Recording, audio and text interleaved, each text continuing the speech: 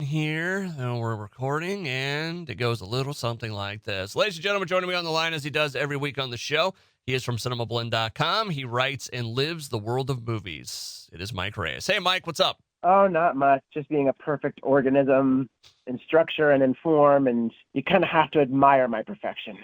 I was trying to do the quote from Alien. I don't remember it totally. I'm sorry. I failed you, Ian Holm. All right, let's dive into it because that is the big movie out this weekend. Alien Romulus. What number of sequel is this in the Aliens franchise? I believe this is seventh because let's rattle them off in story order. Prometheus, Alien Covenant, Alien Romulus, Aliens, Alien 3, Alien Resurrection. So that's 7 movies. Okay, so you saw Alien And Romulus last night. What'd you think? I think it's a lot of fun. A lot of dark body horror fun. But usually, like, Fede Alvarez has been talking about how he wanted to basically pay tribute to Alien and Aliens at the same time. Okay. He was like, because I think in other conversations he was like, I kept going back and forth as to whether do I want to make more of an Alien movie or an Aliens movie, and then he came upon the thought, why not both? His movie touches upon every corner of the Alien cinematic saga and loops in everything, whether it's through references or through tips to the hat. Because the movie begins with, I think Alien 3 did this. When you see the Fox logo, it gets to a point where, it goes, and then it gets to a point where it holds a note long enough that it turns into like a horror movie note. Like, that's right out the gate. But every Alien movie has a sort of callback in this. And for people who aren't familiar with the plot, young star colonists are looking for a way out, and they decide that they're just gonna, pop aboard this decommissioned space station that's orbiting their planet. What could possibly go wrong? Everything goes wrong. Shocking. It's an Aliens movie. It is, yeah. And it's just, that's basically all, that's like the nutshell right there. It's like, I've never met an Alien movie I don't like. Even Resurrection, even though for as weird as it is, you get like a proto-Firefly team in there. You get Ron Perlman and Sigourney Weaver mixing it up. And that insane basketball shot that she makes. Yeah. Alien 3, while it's compromised, is still a very good movie. And I would have loved to have seen what would have happened if David Fincher was just allowed to do his thing without any interference. And then, of course, I love the prequels. Anyone can fight me on that, but I love the prequels. And this is a movie that is cozily at home with the Alien series in all of its action-packed, gross sort of delight. Like, and that's another thing. It's like there's a delineation between Alien and Aliens, where it's like Alien, they've always said it's a haunted house movie in space. Aliens is Nam in space. And it's like all action, action, action versus walking through corridors and being on the edge of your seat. This movie walks the line between those two influences so well, because there is a scene where our young leads are walking through a corridor with a bunch of facehuggers, and like the conditions are like set to like, okay, if you just walk, don't show fear, don't get goosebumps, and don't talk, you're going to be fine. And it's just like, that is the tension of Alien, but then eventually it busts into the action and adrenaline of Aliens. Okay. This is a franchise, like, I get it. It's not one of my favorite. Like, I don't hate the movies by any stretch. I don't want that to be what I was saying. It's just not something I'm into, which is weird, I you get know? that. I get that. It's like the Godzilla talk that we have, where Well, it's like, you get the point, but it's just not your brand. Yeah, I think I'm not big on body horror stuff, and that's any franchise. There. That would definitely be a huge, that would speak volumes as to why you wouldn't like an Alien movie, because Alien is definitely body horror. Like, if I remember correctly, one of the writers of the original movie basically wrote this after having a bad Crohn's disease attack. Yeah. It's more in the area for me of, I sometimes feel like it's rinse and repeat. And I think that's something with the monster movies as well, where I there's just something in the back of my head. It's like, I've seen this. Everything goes to hell. And I, listen, I get it that there's a lot more going on in these stories. It's just something in the back of my head. So there's enough there that it's like, it's just not something I'm crazy about. Well, I get that. And I think that's why especially with Ridley Scott's prequels, the movies have sort of pivoted into the mythos of that world. Yeah. And also working with more with the synthetic figures like David, played by Michael Fassbender. Like I think that's why Ridley Scott did that pivot, because when I was talking about the movie with one of my colleagues, I mentioned like you can only go so far where it's like the usual alien jump scares. You know there's going to be a face hugger. You know there's going to be a chest burster. You know there's going to be acid blood. Like, you know certain things in the series. It's like you want to honor those things, but at the same time you have to think, what's new? What can we do next? If you were more interested, I would love to hear your thoughts about it, because of the fact that there is alien fan service in here. This is definitely like a big for the fans movie for alien fanatics, but I think it actually does it in a way that it makes sense and it's not cheap. Yeah. Except for one moment that I was like, I don't think we needed that in here. But other than that, like, for the most part, this is very much like astutely targeted towards people that love whether you love Alien or Aliens, you're going to be on board for this. And if you do like the prequels, you get some nice hat tips to that. The one I saw, and I forget who wrote it, so I apologize for that. It was a review I saw in passing, but they said it's like an Alien's greatest hits. To a point, yeah. Like, that's because of the fact that there's so many callbacks and so many like references to things.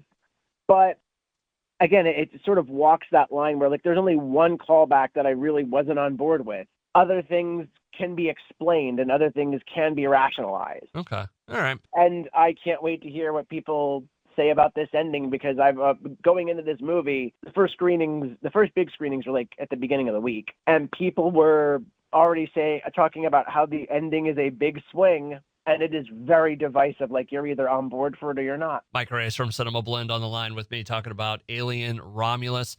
I do think it's interesting, but that boy Prometheus is like 12 years old at this point. It doesn't seem like it was that far ago, you know? I know. And I mean, it still holds up. Like, you want to talk about a movie that's beautifully done. I remember renting that thing on Blu-ray when Covenant was coming out. Mm-hmm. And I remember watching it on the TV and thinking, this isn't a 4K disc, but this looks like a 4K disc. Like, this is just well done. And like, I miss that sort of craft going into home video. I miss home video releases getting that much love. Okay. And I hope it turns around. But yeah, oh man. And if anybody's curious, you can go on to Hulu and watch, I think all of the previous Alien movies, prequels and beyond, are on there. The only one I haven't seen in its entirety is Covenant, I think. Oh, I love Covenant. Oh, you want to talk about big swings and and dark and twisted and sometimes unintentionally. Well, I'm sure it was intentionally funny, but Covenant. I would love to hear what you think of Covenant. Right. That one definitely, it is body horror for sure. Yeah. But there's just a lot of lore that gets written in there, and Michael Fassbender runs away with that movie. Before we move over to Jackpot, the other movie that's coming out this week, there was some stuff with James Cameron. Obviously, he has connections to the Aliens franchise. What was the story about him this week? So I believe he has a new documentary series going to Nat Geo called Ocean Explorers. And of course, whenever you're talking with James Cameron, you want to go back to the hits, as you would put it. You want to go back and talk about things like, did you really have any doubts with Avatar, or this, that, and the other thing? And he has some blunt responses to a couple of concerns. He was called overbearing by Roland Emmerich, Shocking. the director of Independence Day, because he left the project. They were both supposed to work on Fantastic Voyage together, like a remake of that. Okay. And during Comic-Con, Roland Emmerich said that he left the project because James Cameron was overbearing when he came on to help. So then James Cameron, in this interview with the Hollywood Reporter, is like, I've never said anything negative about Roland. But anyway, yes, I'm overbearing. Damn right. When it's a project where I've contributed to the writing, I might actually have an opinion on it. Have you ever watched some of his documentary stuff? Not movie stuff, but like when he breaks down. I watched a clip of his Titanic, the recent documentary he did, where he basically dove into how he did the whole Jack and Rose on the door problem again. I watched that. He did. He's been in these, and he was. A lot of people talked to him about Ocean Gate. from last summer, and Whoa. oh yeah, he had some interesting takes on that. He Oh, goes, "Oops, sorry about that. Had some stuff in the background there."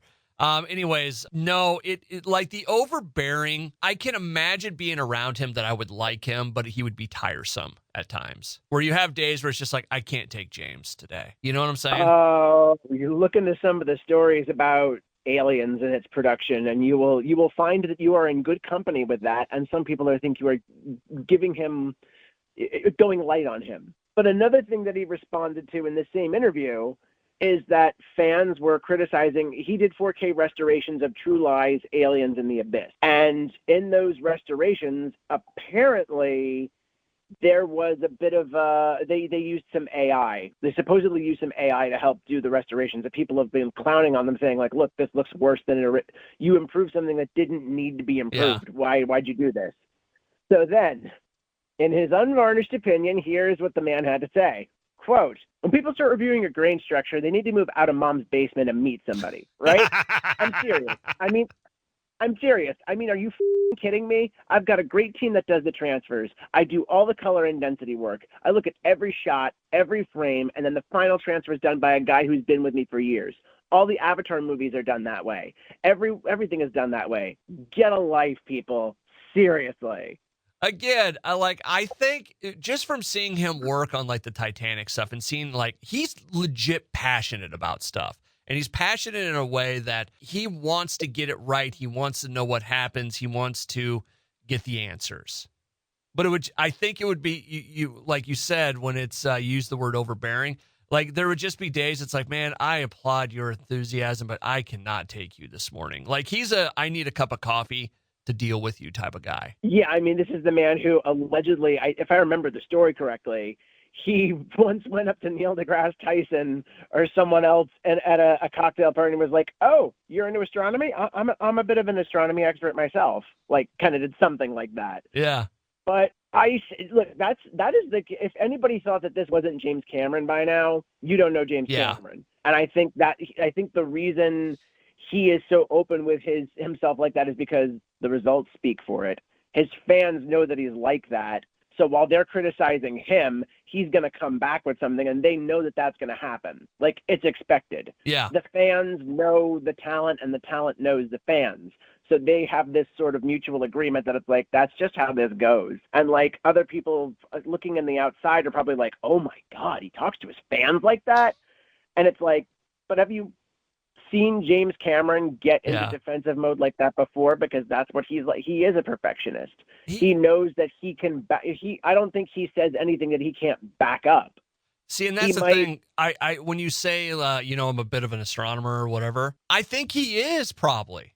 Like, I think the way he tackles topics, and I'm not saying astronomy, just that's the one, but I think he is one of those guys that probably knows something about everything. Like, he'll get on something and be like, "You know what? I want to know about this." Oh, yeah. And at the same time, he's up to being convinced to change something because, going back to Neil deGrasse Tyson, that's who convinced him that when he was remastering Titanic, it's like, "You've got to change the starfield. That's not what would have looked like on that night. Yeah. Like, this is what it would have looked like." And then James Cameron gave him Chevron deference and was like, "You know what? Yeah." It's like he's a handful. And there's plenty of stories of him berating people and just being a hothead. But at the end of the day, so long as it doesn't cross over into abuse and belittlement, and it's just like a hard day at work, like, I can kind of see that. But, like, obviously, it's again, fans know what James Cameron's like. James Cameron knows that his fans know that. And that's just the interplay that goes between them. Like, it's very interesting to see this man operate. It really, really is. So, Mike Reyes from Cinemablend on the line with me right now. Going back over to the other movies coming out this weekend. Jackpot with Awkwafina and John Cena is coming out. We have not seen this. For you, this is one that's been kind of under the radar. I don't know why, but I've seen a fair amount of trailers for this and a few scattered reviews here and there. Well, I knew that it was coming up because we had gotten some interview. We got an interview with Paul Feig at San Diego Comic-Con. I think we also got him on the In-House podcast. Like, I knew it was coming up, but I didn't know when. So when Okay. I saw that it was like, oh, it's on Amazon Prime this weekend, it's like, or Prime Video this weekend, it's like, what? Because if I'd known that, I would have watched it because I loved that trailer. Holy I sh- Sean it William looked Scott is in hysterical. this. I had no idea. I didn't know that either. See, I want to see this movie. I'm excited because the whole thing is it's like basically Shirley Jackson's The Lottery, that famous story where like someone wins the lottery, but it's like, no, you're actually going to die. That's the Yeah. lottery here. It's kind of like an action comedy version of that because Aquafina's character wins some sort of lottery in the near future in LA.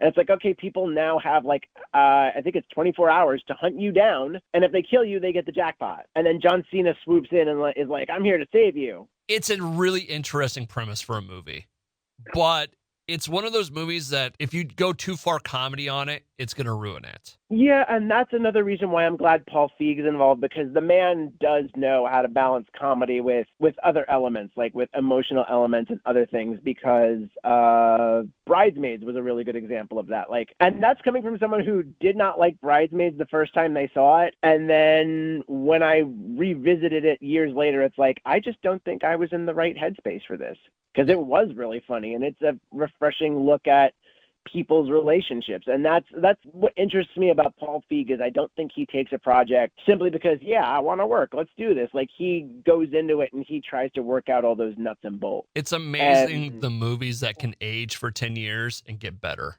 Yeah. Like Bridesmaids is something that when you look at rom-coms, rom-coms are one of those genres that I don't think age very well. Okay. Because it's so dependent on, well, sometimes because it's so dependent on personal politics at the time and how we're writing characters at that time. But then you have something like When Harry Met Sally, where it's very much of its time in the stuff that it's talking about, but the approach to the characters still works. That's what really drives something like that home. And Bridesmaids definitely has that. It's not stuck in like, oh, e-dating sucks, or oh, the 2010s were miserable for this, or politician joke here. It's like, it's not dated humor. Because, and like Airplane is one of the examples that I go to where if you do dated humor, it still works. Yeah. Because there's such a laugh ratio in that movie where I've heard people talk about it and they're like, if you miss that punchline, don't worry, another one's coming like 2 seconds later. Yes. But anyways, back to this. It's not getting great reviews. Last I checked, Rotten Tomatoes had it at 38 based on 24 critics' reviews. Ooh. Metacritic, are they good or bad? I don't know, because the whole thing with Rotten Tomatoes and Metacritic is they're aggregator sites where it's like they're compiling all the stuff that's out there and it's just giving an average. Okay. Like CinemaScore is another interesting one where that's like audience's reactions. By the way, at the end of this, ask me what my podcast idea is. Okay. I will have to remember that, but yes. So Jackpot, not getting a lot of love, but I'm very curious to check it out because I think I admire Paul Feig. I think John Cena and Aquafina can both be hysterical when used right. If this gets me closer to suit shopping and having martinis with Paul Feig, so be it. Mike Reyes from Cinemablend on the line with me as we talk about the world of movies. Over in the world of movie news, not a ton out there, but there are a couple stories we want to hit real quick. And first and foremost, I do want to bring up Deadpool and the John Candy stuff because I finally got it confirmed that what I saw in the movie was true the first time, that it was the car from Planes, Trains, and Automobiles. And I missed the trunk. John Candy's trunk in it was right beside the car. Yeah, and then I forget if it was Sean Levy or Ryan Reynolds that posted it, but one of them shared a sort of two different shots on social media, and they're like, we wore our influences on our sleeves with this movie. And then one shot was John Candy and Steve Martin sitting in front of the motel in Planes and Trains, and then the other one was Wolverine and Deadpool sitting in front of the I think it was a shawarma joint at the end of Deadpool and Wolverine. Yeah, but you know what I just thought of? You know the speech that Hugh Jackman does that in the car where he just blasts Deadpool? Oh. I wonder how that Steve Martin's outburst. I wonder how that lines up with that one. Yeah, like when they sent me to hell, I was like, it's nothing. I rode with Dell. Yeah, I wonder if you put those kind of side by side or intersplice them, what that would be like. I never thought of that. Oh man, see the more that it just sinks into my mind, it's like the more I want to rewatch both Deadpool and Wolverine and Planes, Trains, and Automobiles. You know what? Because we've even got like, go on. It just hit me like he invites Dell, to come stay with him at the end. Same thing in Deadpool. I wonder how many things from Deadpool and Wolverine are straight from Planes, Trains, and Automobiles. And also, you just look at Deadpool as like a Dell character, where like the hidden sadness is he's trying to save his universe. He's trying to save the people he loves. Didn't he have a picture of his wife too? He had a picture of his friends. No, Dell in Planes, Trains, and Automobiles. I think he did, because I think he showed a picture of his wife early in the movie. Yeah. And then you find out she's gone. Yeah. Which, if you ever want like a bittersweet cry moment, go back to the clip that people are sharing from Steve Martin's documentary biography, and he talks about making Planes, Trains, and I think he has like bound copies of all the scripts he's worked on, or maybe just the ones he really liked, and he pulls out a copy of Planes, Trains and shows like, this is all the dialogue that John was supposed to have in that last scene, but they cut it down to this, and he's like, I wonder why. And you just see this moment where he's overcome with emotion, and he's like, I think he's tearing up a little bit because he's just remembering John and remembering the experience. And like, that's all you really need to know about John Candy and his career. If you wanted to boil it down to an essence, it's like that. Yeah. That's how people remember him, and people love him. Going back to, I real quick, I do want to say how I found out about the car in the trunk. This is another thing from the world of TikTok. Some guy was live streaming the movie, and I came across it, and it was almost at the part. I stayed up an extra hour just so I could get a screenshot of it to see if I was right. Damn. Yeah, because it was they show up, and I'm like, oh, this is a movie, and then it hit me. I'm like, I can find out if it's real or not. God, I was right. You were right this whole time. So, going back over to it, one of the other stories that kind of came out this week, Halle Berry was in an interview, and she was promoting something or other, and basically it came up, were you asked to be in Deadpool, Wolverine? She said, no, I was never asked, and then the story kind of came out that at some point Blake Lively had asked the question of, hey, would you ever do Storm again for a Deadpool movie? And she was like, yeah, totally. And then it was, I was never asked. Can I put my theory out about this? Sure. I don't know if Blake Lively would have asked in a way of, hey, will you come be in this movie? Or was it just, have you ever thought about it? Would you? Oh, yeah, I totally would. Like when someone says, hey, would you go back to Mexico? Or, go back to, someplace? Yeah, I'd do that. No, that'd be awesome. Not, hey, will you be in Deadpool 3? Would you consider being Storm in Deadpool 3? Yeah, there's a difference between a hypothetical scenario and an actual ask. And there's part of me that wonders if that's what this was, because the way that a lot of people have written the article about Halle Berry saying, no, I was never asked, it sounded like it's written in ways where it sounds like she thought she was going to be asked. Yeah, like, well, again, it's like some people, it's all, this is a game of telephone is what it sounds like. So I thought that was interesting this week because, I mean, if you think about it, there is, and I don't know if I'd want Storm in this movie. Why not? I like Halle Berry. I didn't like in some of the movies where she wanted to make it more about Storm. Like, Storm was an important character, don't get me wrong. But in these franchises, she was never going to be the main character. It was never about Storm. Like, she was a part of the story, not the story. Does that make sense? Yeah. And I always, like... I mean, X-Men was always supposed to be an ensemble. Wolverine just got lucky, basically, because people didn't get lucky, but Wolverine became such a thing because Hugh Jackman made him that thing. So it was like, it was always going to be... Professor X was always going to be the head X-Men. Wolverine was always going to be one of the coolest ones because that's what it was. And Storm was there. I'm not saying there's anything wrong with her character or how she portrayed it or anything like that. It was just, I never felt in those movies that it was ever going to be a story about Storm. She was a part of the story, not the story. Yeah. So. And I just quickly looked it up. Halle Berry is promoting a movie hitting Netflix this weekend, The Union, a movie with her and Mark Wahlberg, where she's a spy reuniting with her old high school boyfriend, and this is the one we talked about. We talked about this one a while ago, and it was one that we really wanted to see. Yeah, and it's out this weekend. Yes. I totally forgot. This is another one where it's like where is I didn't see as much promotion for this. Like, what happened? Totally. God dang, I want to see this movie this weekend. Well, it will be out on Friday, so on Netflix. So we'll have that to talk about in Jackpot eventually. Again, I'm not taking anything away from Halle Berry. I've read this story and read seen how it's written by different people, and there's part of me that's like, were you asked, or was it just a, hey, would you ever think about it? You know? Yeah. Mike Reyes from Cinemablend on the line with me right now as we make our way through the world of movies. Oh man, now I got something to do this weekend. I'm really excited. I'm glad you are. I like seeing you excited, my friend.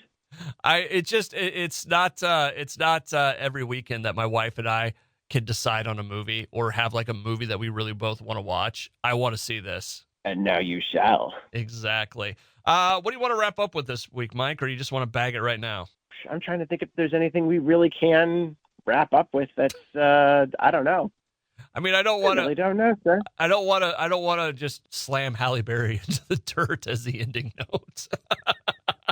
Well, I don't think you're not really trying to slam Halle Berry. It was a game of telephone. Yeah. I mean, have you been watching Futurama at all? No, but we never talked about like the Tron stuff and some of the other announcements that came out with Disney. Oh yeah, because last weekend was D23, yeah. And stuff came out like Zootopia 2 is still happening despite in defiance of God's will. I get it. I'm not a big Zootopia guy. One was enough.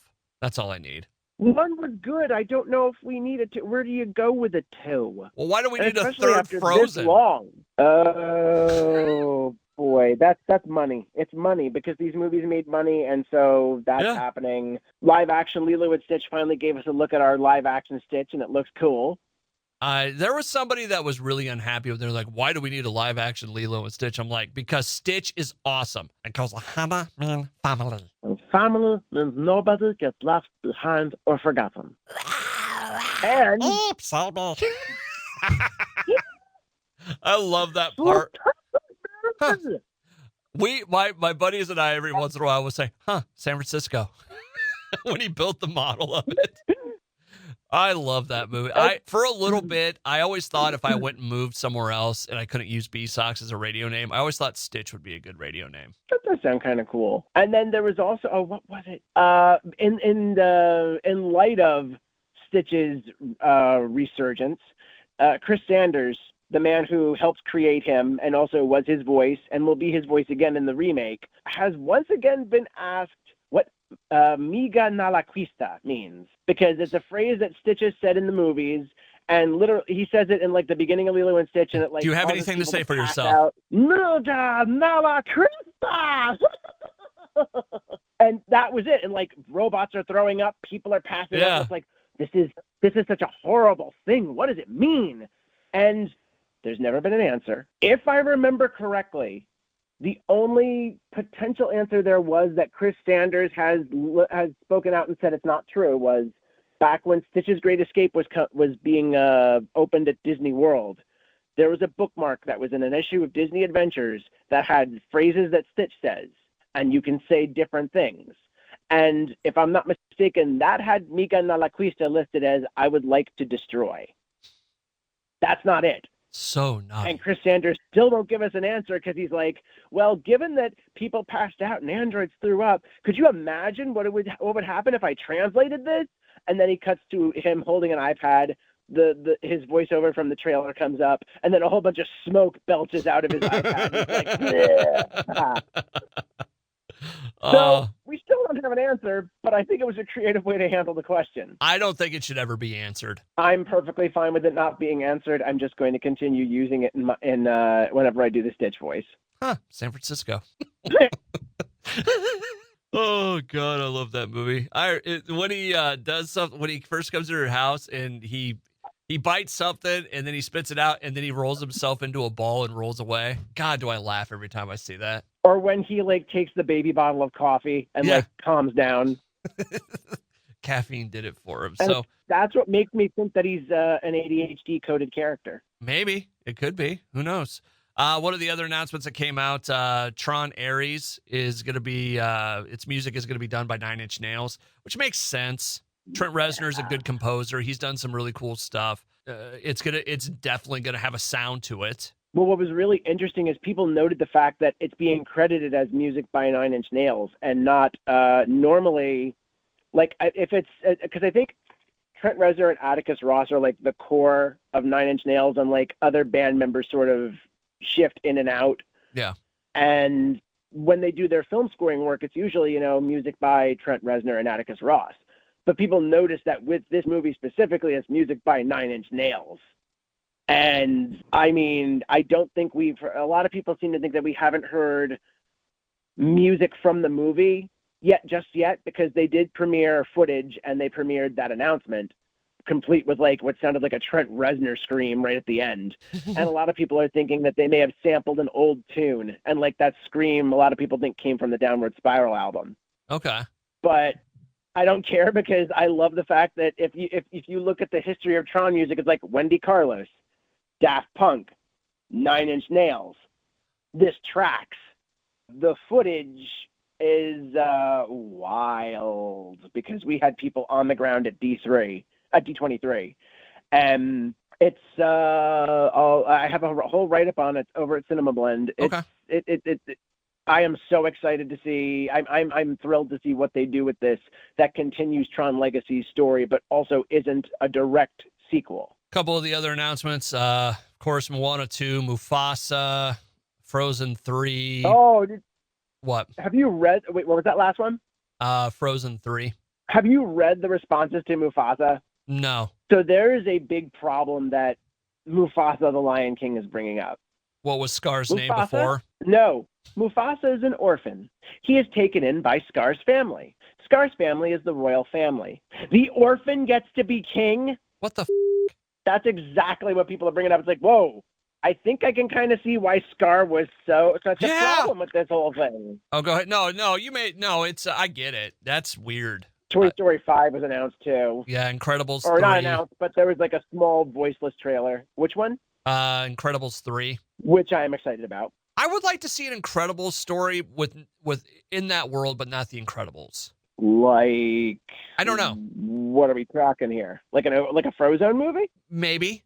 I'd take a Frozone movie, or just they've got how many different superheroes in that world, or going back to maybe I hate to say prequel, but do a prequel or something that's after the Incredibles, maybe 30 years down the line. I would like to see a bigger world from a bigger glimpse of that world, of the Incredibles world. Yeah, it really is a shame that superheroes can't get their own cinematic universes these days. I know, right? Crazy.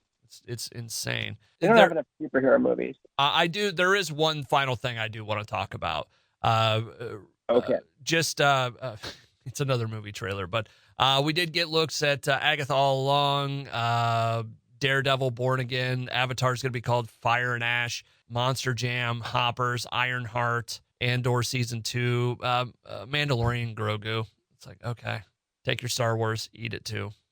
So, yeah. No, the thing I want to wrap up with this week, and it does kind of go with Disney, we got our first trailer for Craven yesterday. Yeah, we did. And I do not give a about this movie one way or the other. And that's exactly why it's rated R. No, I don't know what it is. Like, I've never been impressed by Craven. I've never really cared about him. And then I saw the thing for the movie, and like, he's supposed to kind of be a bad guy, right? An anti-hero. Where oh, it's like, God. Everything is a anti-hero now. His family was a whole bunch of bad dudes, and now he's got to go out there and be the good bad dude. Why does everything have to be... Oh, wait, I'm sorry. So we can make money. Say goodnight to the good bad dude.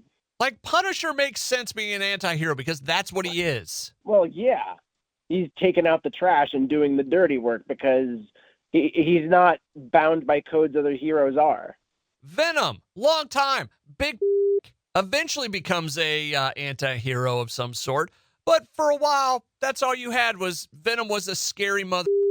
Yeah, and then Carnage was scarier. And then it's like, your movie did neither of those. Yeah. But I do like the energy between Eddie and Venom. If there's anything I'm going to give those movies, it's Tom Hardy playing that beautifully. Craven to me is a movie that he is it's kind of like Storm, where he is a part of the story, not the story. Like, I feel like he should have been introduced somehow in some other Marvel movie and been a part of it. And then 5 years down the line, when he gets a nice cult following, it becomes a movie. Not just, hey, here's Craven, we're going to shove into the MCU. Yeah. It was a struggle to make it through that trailer, and I didn't even make it through it. Ugh. And what's bad is Hugh Jackman's in there, and I want to like Hugh Jackman, or not Hugh Jackman, Russell Crowe.